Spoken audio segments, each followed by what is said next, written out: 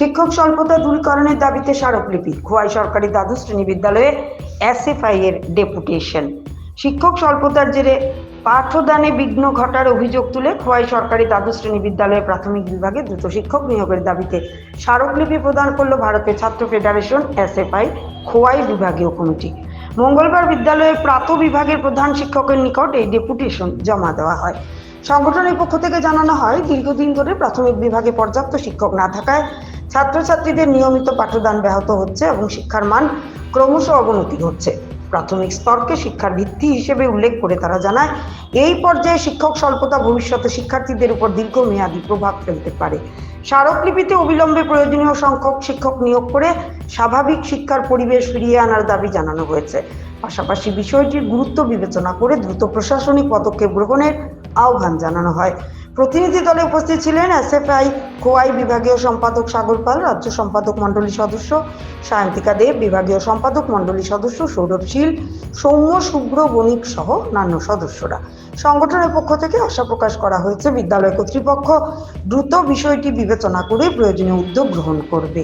ত্রিপুরা থেকে গোপাল সিংহের report, Assam prime network. বলেছিল যে 1:40 জাতীয় শিক্ষানীতিতে, এখানে 1:40 নয়, এখানে 1:100 উপরে। যাই হোক, যদিও আমরা এটা নিয়ে সংশয় প্রকাশ করি যে 1:40 কী করে হয়। তাছাড়া আমরা বিদ্যালয়ের প্রধান শিক্ষকের সাথে যখন কথা বলি, তখন আমরা জানতে পারি যে বিদ্যালয়ে শিক্ষক স্বল্পতা এতটাই যে ক্লাস 4 এবং ক্লাস 5কে দুপুরের সেকশনে শিফট করে দেওয়া হয়েছে একমাত্র শিক্ষক স্বল্পতার দরুন।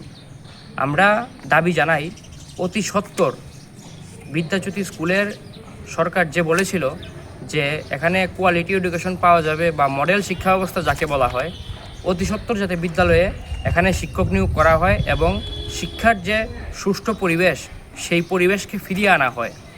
তাছাড়া আমরা বিভিন্ন সংবাদ মাধ্যম থেকে জানতে পারি, আপনারা জানেন এখানে কোনো বলার অবকাশ রাখে না যে রাজ্যের সবকটি বিদ্যালয়ে চূড়ান্ত মাত্রায় শিক্ষক সংকট। প্রায় প্রতিদিন শিক্ষক সংকটের কারণে ছাত্রছাত্রীরা যেখানে বিদ্যালয়ে বসে পড়াশোনা করার কথা ছিল, তারা আজ রাস্তায় বসে ধর্ণা দিতে হচ্ছে। অভিভাবককে তালা বন্ধ করে শিক্ষক শিক্ষিকাকে আটকে রাখতে বাধ্য করা হচ্ছে একমাত্র শিক্ষক স্বল্পতার দরুন। টেট পাস করে বেকাররা হয়রান হয়ে ঘুরছে, এদিকে বিদ্যালয়গুলিতে শিক্ষক সংকট। গতকাল সংবাদ মাধ্যমে রাজ্যের মাননীয় মুখ্যমন্ত্রী একটি কথা বলেন যে টেট পাস মানেই চাকরি নয়। আমরা আজ এই ডেপুটেশনের মাধ্যমে মুখ্যমন্ত্রীর কাছে জানতে চাই, আমাদের প্রতিনিধি দল ভারতের ছাত্র ফেডারেশন, যে টেট পাস মানেই যদি চাকরি না হয়, তাহলে কি কারণে এত পরিমাণ শিক্ষক সংকট বিদ্যালয়গুলিতে বিদ্যমান।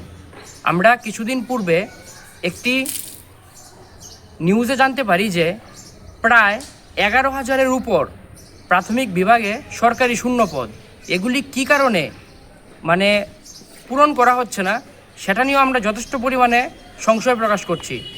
আমরা রাজ্যের অভিভাবক মণ্ডলীর কাছ থেকেও ওদেরকে এগিয়ে আসতে বলছি যে রাজ্যের যে বিদ্যালয়গুলিতে শিক্ষক সংকট, সেগুলি দূরীকরণে যেন আমাদের পাশে এসে দাঁড়ায়।